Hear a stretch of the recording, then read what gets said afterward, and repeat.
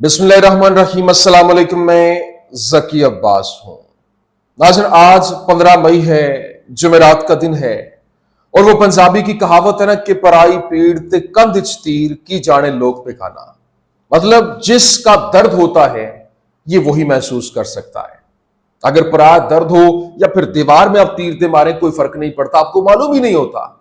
क्या जाने लोग बेगाना कि लोगों को पता ही नहीं है। आप अंदाजा करिए कि इस वक्त जो फलस्तीन के अंदर हालात हैं, पिछले 2 महीनों से एड जो है वो अंदर दाखिल नहीं हो सकी है।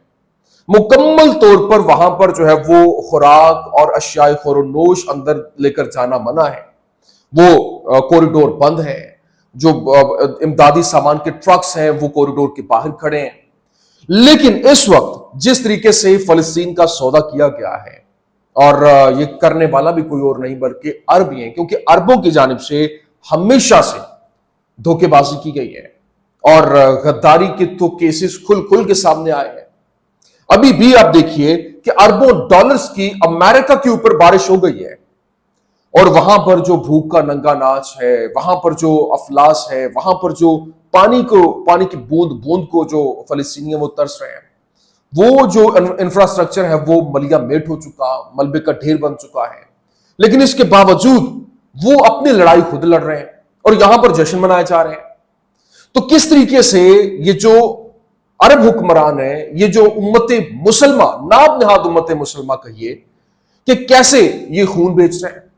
और अरबों डॉलर जो वहां पर लुटाए गए हैं, ट्रिलियंस डॉलर, अरबों डॉलर, वो क्या उससे ये सराउंडिंग के अंदर इससे बड़ा काम। और मशरिक वुस्ता को लेकर, चले मशरिक वुस्ता को भी छोड़ दीजिए, सिर्फ फलस्तीन को लेकर क्या वहां पर कुछ नहीं किया जा सकता था?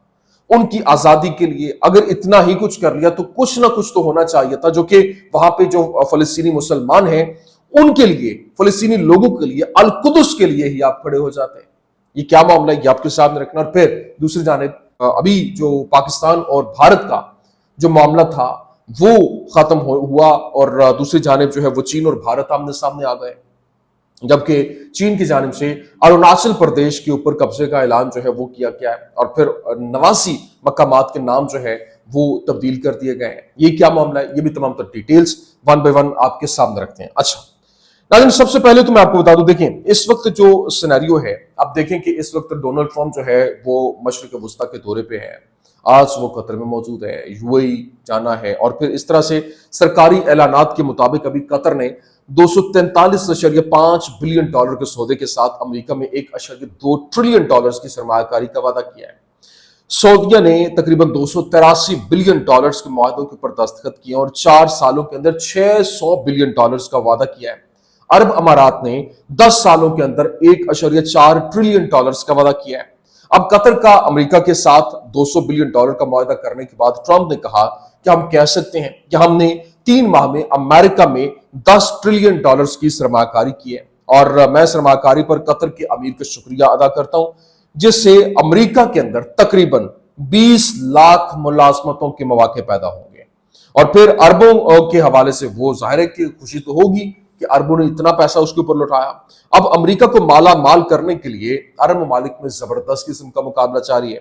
कतर ने अमेरिका के साथ 200 बिलियन डॉलर के एक मालियत के जो 160 तैयारों की खरीदारी के मुआहदे के ऊपर दस्तखत किए, जो अमेरिकी कंपनी की तारीख का सबसे बड़ा जो ऑर्डर है वो माना जा रहा है। लेकिन यहां पर जो सबसे इंपॉर्टेंट चीज है, ट्रंप क्योंकि दौरे खलीज के मौका पर ट्रिलियंस ऑफ डॉलर देने की काबिल है, लेकिन यहां पर गजा के बच्चों के लिए एक रोटी का नवाला जो है वो नहीं दे सकता। आप अरब ममालिक की बात करें, देखें ट्रिलियंस डॉलर वहां पर दिए जा रहे हैं, मुआहदे हो रहे हैं, एक दूसरे के साथ रेस लगी हुई है। उन्होंने अपने आका कहिए कि उसके सामने जो है वो शायद गजा का नाम भी नहीं लिया हो अभी तक की, जो क्योंकि जिस तरीके से वहां पर जश्न मनाए जा रहे हैं, जिस तरीके से सेलिब्रेशंस हो रही हैं, अभी वहां पर जो बॉम्ब गिराए जा रहे हैं, वहां पर लोग जो है वो मारे जा रहे हैं, अभी भी वहां पर हमले नहीं रुके, बल्कि हमले तेज हो गए। और हम हैं कि जो एक बस कुर्ने के अलावा कुछ कर नहीं सकते हैं।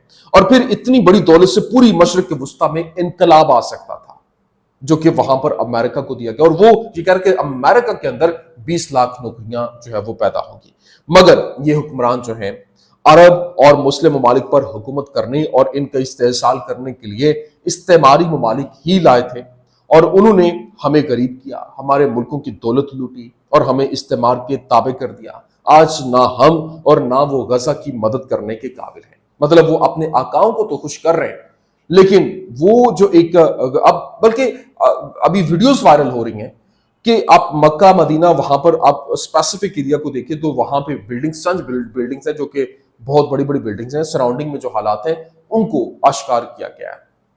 لیکن ہاں یہ اربوں ڈالر جو ہے وہ امریکہ کے لیے ہیں، لیکن جو اپنی عوام کے لیے اور بالخصوص وہ جو عرب، وہ جو قبلہ اول ہے اس کے اوپر، اس کو بچانے کے لیے نہیں ہے، ان لوگوں کو بچانے کے لیے نا جنہوں نے وہاں پر وہ اپنی سرزمین کے لیے وہ وہاں پر جانے دے رہے ہیں لیکن اپنی سرزمین نہیں چھوڑ رہے ہیں اور وہاں پر خوراک کو اندر آنے نہیں دے رہے۔ دوسری جانب آپ دیکھیے روس جو ہے وہ کل کر کل پڑا اور فرانس کے بعد وہ میدان میں آ گیا۔ فرانس نے پابندیاں لگانے کا اعلان کیا، یورپی یونین نے ان کے اوپر سینکشنز عائد کر دی، اور پھر اس کے بعد روس جو ہے اس نے کہا کہ یہ ناقابل قبول عمل ہے کہ پچھلے 2 مہینے سے خوراک اندر نہیں جانے دی جا رہی۔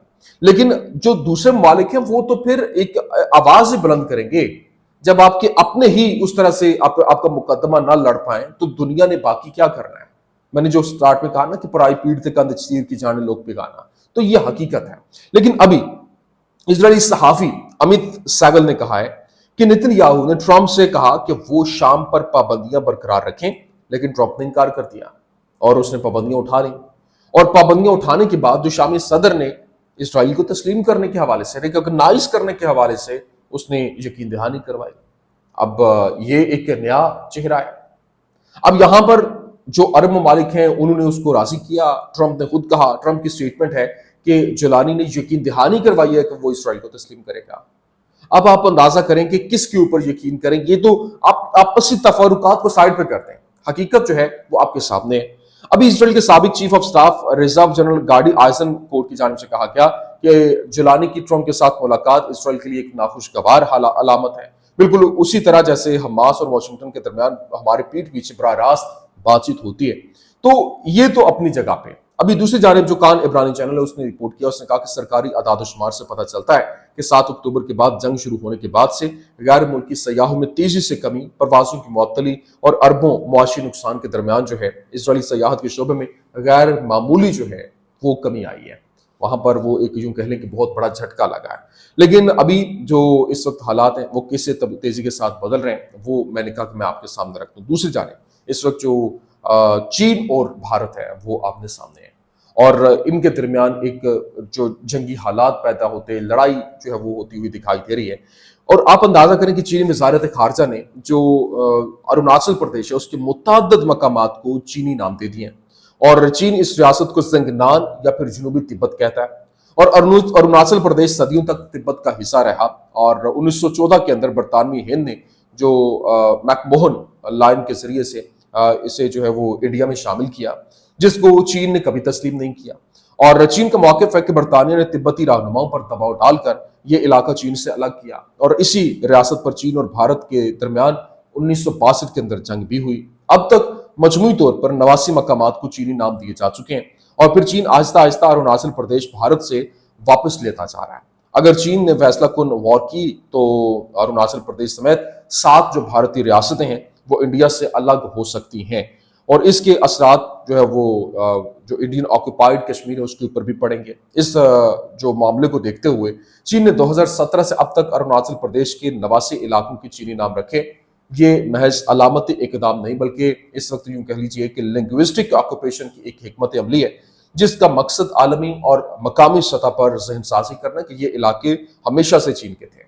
چین بارہا لائن آف ایکچوئل کنٹرول پر فوجی تراندازیاں کرتا رہا، جیسے 2020 کا گلوان وادی کا جو واقعہ ہے جس میں خونی تصادم ہوا۔ مستقبل میں بھی چین محدود فوجی جھڑپوں، کیمپنگ یا گشت کے بہانے پیش قدمی کر سکتا ہے تاکہ حقیقت جو گراؤنڈ ریالٹی ہے اس کو اپنے حق میں تبدیل کر سکے۔ چین تبت کے سرحدی علاقوں میں فوجی سویلین بستیاں بسا رہا ہے جنہیں وہ دہی ترقی کہتا ہے، مگر در حقیقت یہ سرحدی قبضہ جو ہے وہ نرم داج میں ہے تاکہ مستقبل کے اندر یہ دلیل دی جا سکے کہ چینی شہری برسوں سے یہاں پر آباد ہیں۔ 2021 کے سرحدی تحفظی جو قانون ہے اس کے تحت چین نے سرحدوں کے تعین اور دفاعی اقدامات کو कानूनी तहफ़्फ़ुज़ दे दिया। अब ये इक़दाम चीनी रियासती कानून के तहत लाज़मी समझे जाते हैं और सरकारी बयानिए में अरुणाचल को कानूनी तौर पर चीनी इलाका कहा जाता है।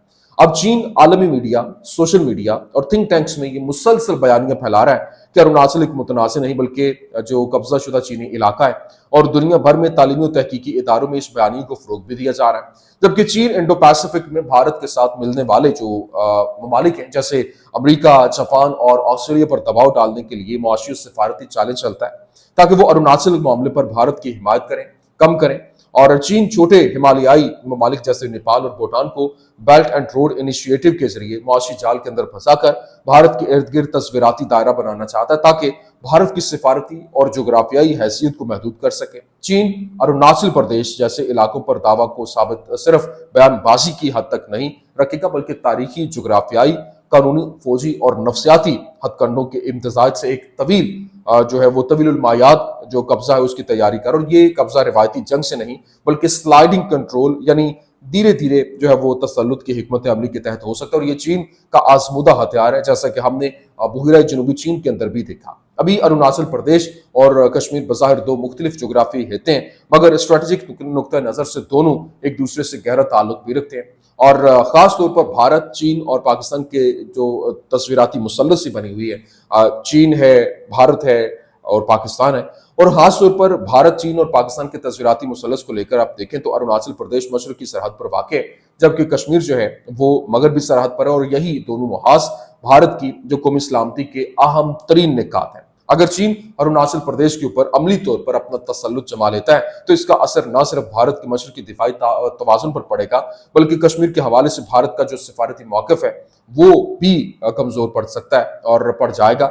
चीन पहले ही कश्मीर को मुतनाज़ इलाका जो है वो तस्लीम करता है और पाकिस्तान के साथ सीपेक जैसे मनसूबों में शराकतदारी रखता है। और अगर वो अरुणाचल को भी अमलन हासिल कर लेता है तो भारत के लिए ये एक दो तरफा दबाव की सूरत बन जाएगी। अब मगरिब में जो है वो पाकिस्तान और मशरिक में चीन दोनों एक जैसे बयानिए को मजबूत करते हुए भारत के जो इस तसल्लुत को गैर कानूनी और गैर फितरी करार दे रहे हैं। यूं आलमी सतह के ऊपर जो भारत का मौक़िफ़ है वो कश्मीर को लेकर वो भी तनहा पड़ता हुआ नजर आता है। और अक़वाम मुत्तहिदा या फिर बैनुल अक़वामी फोरम्स पर पाकिस्तान को एक मजबूत इखलाकी और सिफारती जवाब भी हासिल हो सकता है। अब देखना यह है कि जो चीन अगर अरुणाचल प्रदेश को जनूबी तिब्बत कह के अपने तसल्लुत में लेता है तो यही उसूल जो है वो किस तरीके से आगे इंप्लीमेंट होगा और भारत क्या इसको ऐसे ही जाने देगा, क्योंकि यहां पर एक नई लड़ाई और एक नई जंग जो है वो दरवाजे के ऊपर नॉक करती हुई दिखाई दे रही है। ये कुछ अहम तरीन अपडेट्स थी, मैंने कहा मैं आपके सामने रख दूं। उम्मीद करते हैं वीडियो आपको पसंद आई होगी। पसंद आने की सूरत में लाइक कीजिए, शेयर कीजिए और हमारे चैनल को सब्सक्राइब करना मत भूलिएगा। शुक्रिया।